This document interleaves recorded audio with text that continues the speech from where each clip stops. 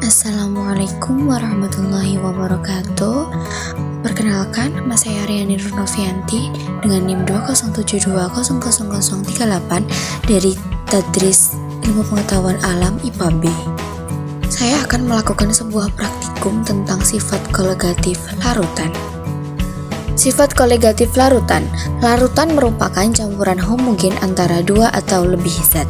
Adanya interaksi antara zat terlarut dan pelarut dapat berakibat terjadinya perubahan sifat fisis dari komponen penyusun larutan tersebut.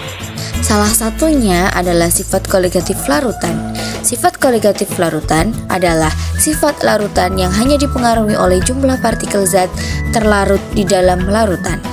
Sifat kolegatif larutan dibagi menjadi 4, yaitu penurunan tekanan uap larutan relatif terhadap tekanan uap pelarut murni, peningkatan titik didih, penurunan titik beku, dan tekanan osmotik. Nah, pada praktikum kali ini kita akan membahas tentang penurunan titik beku larutan. Penurunan titik beku larutan merupakan proses pembekuan suatu zat cair terjadi bila suhu diturunkan, sehingga jarak antara partikel sedemikian dekat satu sama lain dan akhirnya bekerja gaya tarik-menarik antar molekul yang sangat kuat.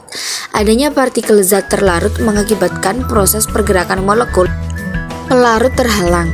Akibatnya, untuk dapat lebih mendekatkan jarak antar molekul diperlukan suhu lebih rendah. Jadi, titik beku larutan akan lebih rendah daripada titik beku pelarut murninya. Perbedaan titik beku akibat adanya partikel zat terlarut disebut penurunan titik beku atau delta TF.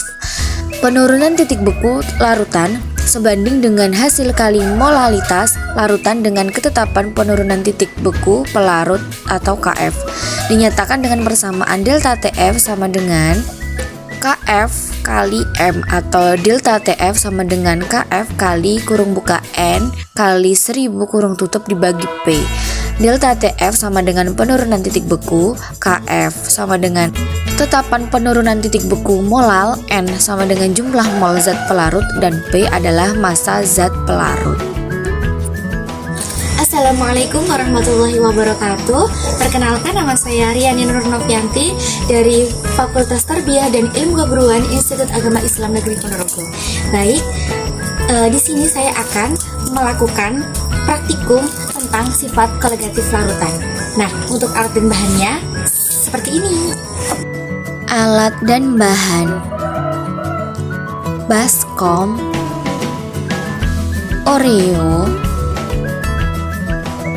es batu, susu Indomilk dan air putih, garam, tabung black.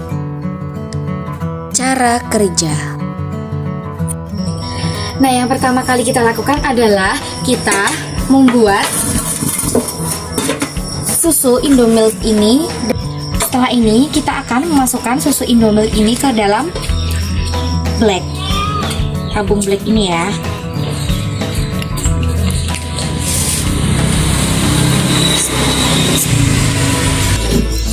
Setelah itu kita akan memasukkan air putih secukupnya untuk membuat susu ini.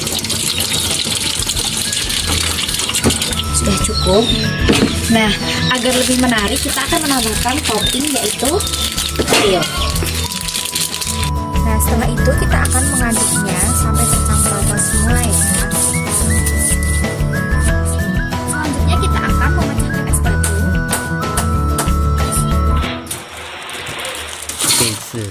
Setelah itu kita masukkan es batu.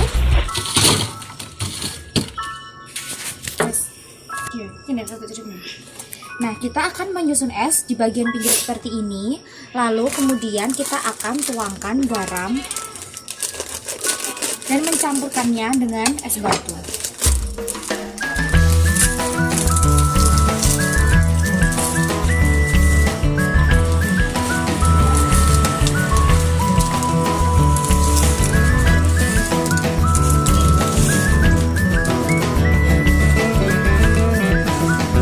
Lalu kita akan memutar-mutar kaleng black ini sampai terjadi proses pembekuan pada susu yang terdapat di dalamnya.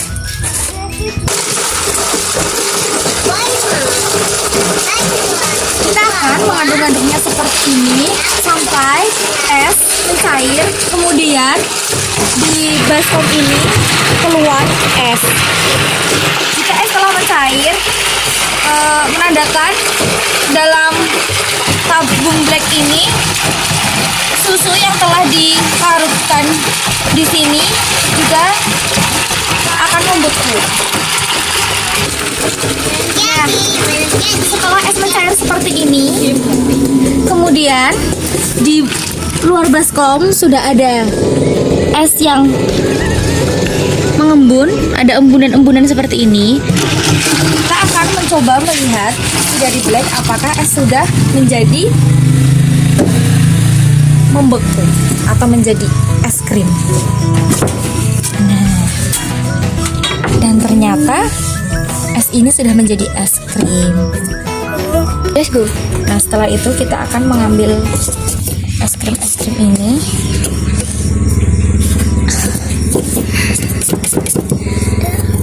Nah, hasil setelah kita melakukan praktikum. Nah, ini tadi yang di atas, kemudian ini yang di bawah tadi ya. Kemudian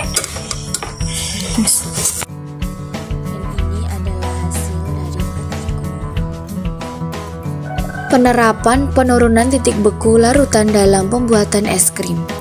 Adonan es krim ditempatkan pada wadah yang terendam es batu dan air yang telah diberi garam dapur sambil diputar.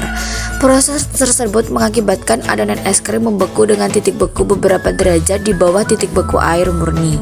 Ketika es dicampur garam, es mencair dan terlarut membentuk air garam serta menurunkan temperaturnya.